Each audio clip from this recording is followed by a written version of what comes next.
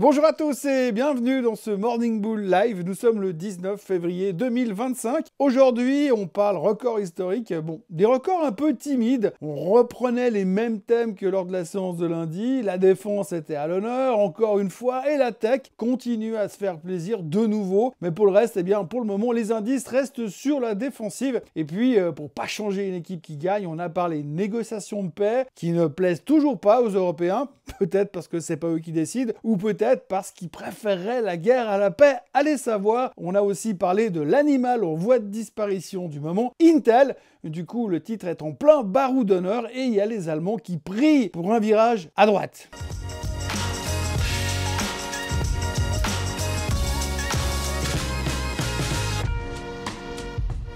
Les Américains sont donc revenus de leur long week-end et devinez quoi? Rien n'a changé. On a fait un nouveau plus haut historique, On a fait un nouveau plus haut historique, mais à quelques secondes près, c'était un échec. Un peu comme une équipe qui gagne sur un but à la 93e minute et encore sur un penalty litigieux. Alors, il faut dire qu'il n'y avait pas des tonnes de nouvelles ultra motivantes depuis le retour du long week-end. On va donc retenir déjà qu'hier, Intel a flambé de nouveau de 16% et c'est tout de même la meilleure perf depuis 5 ans. Ça faisait 5 ans qu'on n'avait plus une telle journée sur Intel. Alors vous me direz, mais pourquoi?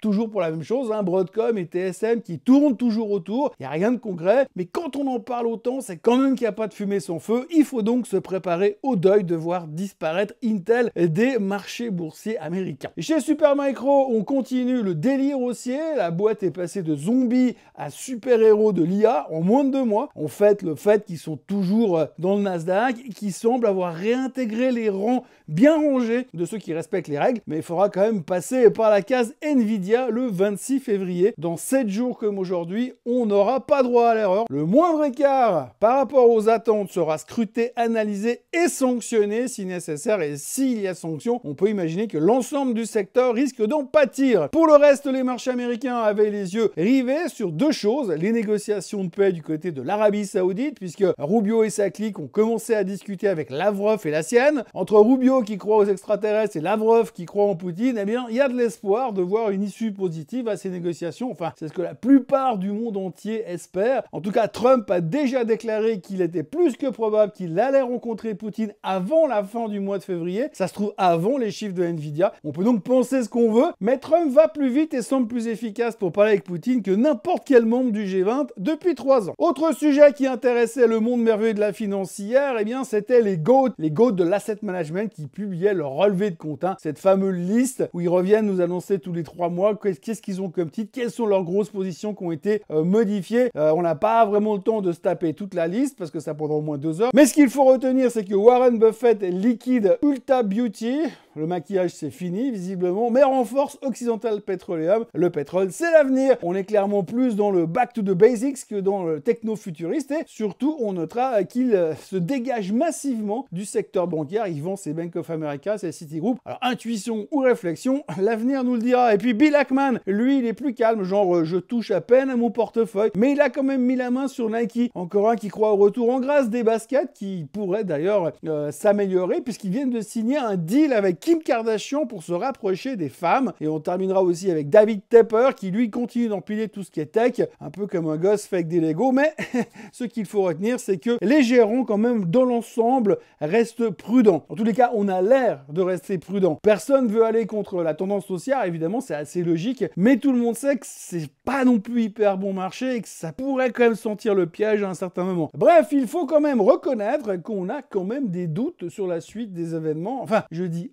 on a des doutes. Moi, en tout cas, j'ai des doutes. Il faut quand même bien avoir conscience qu'avec un Trump au pouvoir, un Powell qui veut pas baisser les taux, une inflation qui refuse de baisser les taux, une Europe qui a plus ou moins envie d'aller se foutre sur la gueule avec les Ukrainiens et les Russes, enfin, avec les Ukrainiens contre les Russes. Bref, il y a quand même pas mal de choses qui peuvent encore nous stresser cette année. En tout cas, ce que l'on sait, c'est que l'année 2025 pourrait tout de même nous réserver quelques petites surprises, donc prudence quand même. Bref, l'un dans l'autre, même si la performance de la journée hier n'était pas non plus exceptionnelle, on a quand même même battu des records et c'est plutôt sympa. Et puis on a des rumeurs avec le rachat d'Intel, on a des choses à raconter comme le fait que Meta a finalement interrompu sa série de 20 séances consécutives à la hausse et hier ils ont quand même terminé finalement une fois à la baisse en baisse de 2,76%. Mais 20 séances de hausse consécutives quand même, c'est assez rare, voire ça n'est jamais arrivé pour pouvoir le signaler. Bref, en résumé, la séance d'hier était sympa parce qu'il y avait plein de trucs à raconter ce matin. Du côté de l'Europe, on continue à raconter des trucs. D'ailleurs, on a continué à se concentrer sur les valeurs de l'armement. Non, parce que tout le monde dit les titres du secteur de la défense parce que la pilule passe mieux et que c'est plus politiquement correct quand vous dites j'investis dans le secteur de la défense. Mais à la fin, ça reste des armes et je veux bien qu'on me dise que c'est pour maintenir la paix. Mais vous admettrez tout de même que si tous les pays du monde entier équipaient leurs armées avec des raquettes de ping-pong à la place des lance-missiles ou autres Kalachnikov, ça serait quand même bien plus long pour envahir un pays et je pense qu'il se lasserait assez rapidement et donc passerait à autre chose. Mais peu importe, en ce moment Macron semble chaud bouillant pour aller faire sa guerre en Ukraine aux côtés des Anglais. Le reste de l'Europe continue de vouloir renforcer ses lignes de défense et sont beaucoup plus timorés et c'est les gens qui payent des impôts à la fin qui vont cotiser pour toutes ces nouvelles dépenses en termes d'armement. Oui, parce que la dernière fois que j'ai checké, le coût d'un char d'assaut était un poil supérieur à celui d'un Classe G de chez Mercedes, même avec une finition AMG. Donc hier, nous avons continué sur le même mood que la veille,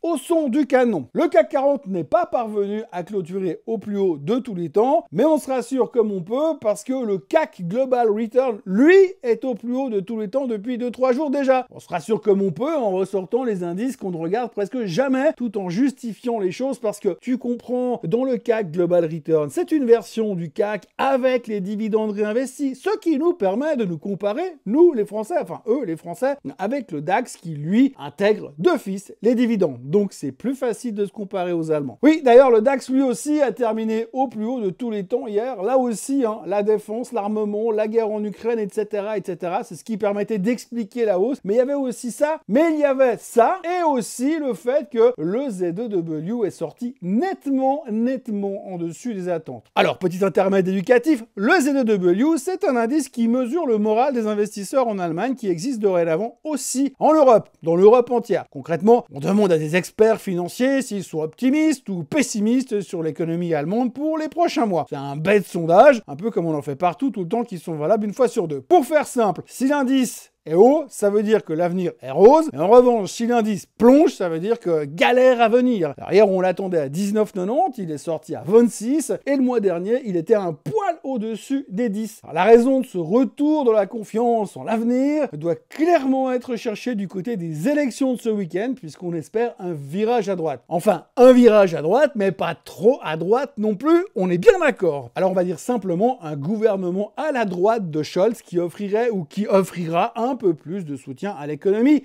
allemande. Maintenant, pour ce qui est d'aujourd'hui, on repart sur la thématique des droits de douane parce que quand même, ça faisait hyper longtemps qu'on n'avait plus abordé le sujet. Ce matin, si vous regardez les marchés asiatiques, vous verrez que le secteur automobile est sous pression. Le Nikkei est en baisse de 0,3%, le Hang Seng recule de 0,5% et Shanghai avance de 0,5%. Mais eux, ils ont leur vie propre, c'est pas pareil. Mais si vous grattez à l'intérieur des composants des indices, vous verrez que les constructeurs de voitures ne sont pas vraiment à la fête. Alors, cherchez pas plus loin, cherchez pas un résultat pourri, une guidance réduite ou un pneu crevé quelque part. Il faut juste aller chercher de l'autre côté de l'Atlantique.